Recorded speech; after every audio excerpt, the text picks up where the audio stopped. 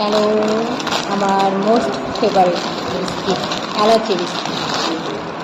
এলাচি বিস্কিট, সেই বিস্কিট দিয়ে চা জটিল, কিন্তু বিস্কুটটার মাঝে মাঝে ইদানিং ভাঙা পাচ্ছি।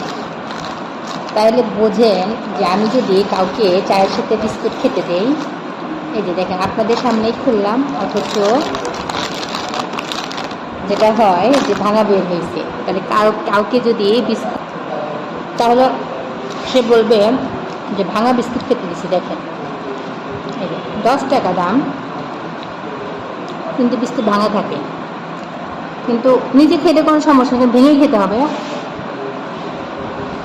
মাইন্ড ব্লোয়িং, জটিল। হুম,